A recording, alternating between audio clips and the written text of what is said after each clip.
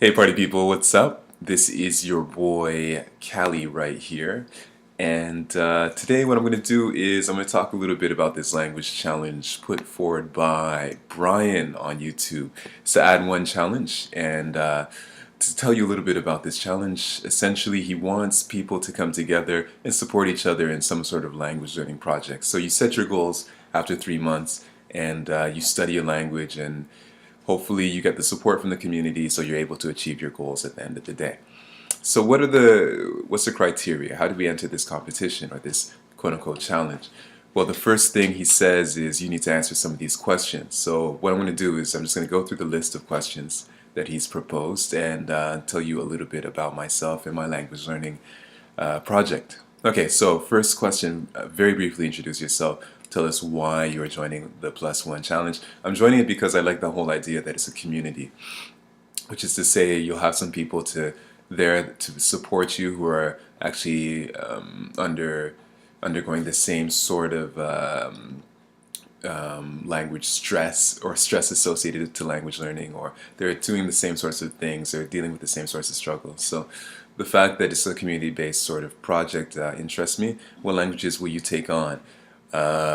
Two languages I want to take on. First one being Japanese, and the second one being a French-based Creole language. So, what is your current level or past experience of this language? Well, past experience with Creole, not so much, not so much at all. I was interested a couple of months ago in starting to learn it, to learn a French-based Creole. So, what I started doing is I chose a country where French-based Creole was spoken, started listening to radio programs, and I think I'm going to continue doing the same sort of thing.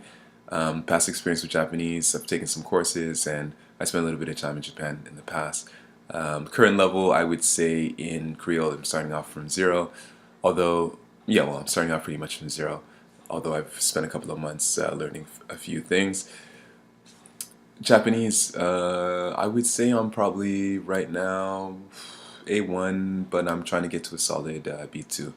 So what is the beginning date? Beginning date is going to be October 1st. Goal I'm shooting for, again, B1, solid B1 in Japanese, and solid, maybe a B1 in Creole as well. I think there are going to be less challenges associated with this language in the sense that it's grammatically there aren't as many challenges as there are, say, with Japanese. Although there are definitely challenges.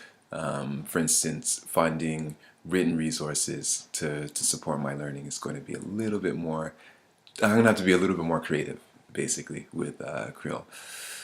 And so, how am I going to track my progress? Well, at the end of I'm going to try to post a video every week.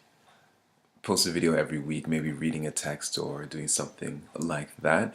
What's your game plan for language learning? Listening. I'm going to record St. Lucian Radio between 7 and 8:30 in the evening time. They have a show that's in Creole.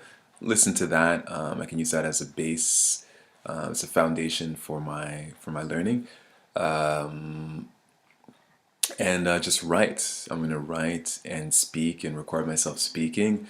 And there's also some YouTube channels that I found with some dramas and some comedy programs. So I'll just try to watch those and just try to learn from watching those things and writing and producing things like creating little texts where I'm talking about myself, talking about issues I'm interested in, etc., etc. Japanese is a little bit different. I think I'm going to watch some dramas. About a month ago, I got interested in improving my Japanese again. It had been a long time since I really studied, so started watching some Japanese dramas and some anime. I think I'm going to continue doing the same thing and recording the audio and listening to it. So doing a lot of passive studying with that, listening to it on my way to work, on my way say I'm just driving around or I'm just doing something. I'll have it playing consistently, and like that, I'll be able to identify new vocabulary. I'm also going to use the NHK website in order to check out some new news reports so I can talk about current events, and maybe possibly from November start a novel. And what else am I doing to help? I have some grammar books I'll probably go over as well. Some old school grammar books that I haven't looked at in a while. And again, it's going to be the same thing. I'll just try to produce some sort of basic text every week, or talking about some sort of issue, using some of the structures that I've learned, some of the vocabulary that I've learned. So that kills the what's my game plan, what are the materials, what are the rules I set for myself. Again, just try to record something every week, hopefully post it up on YouTube.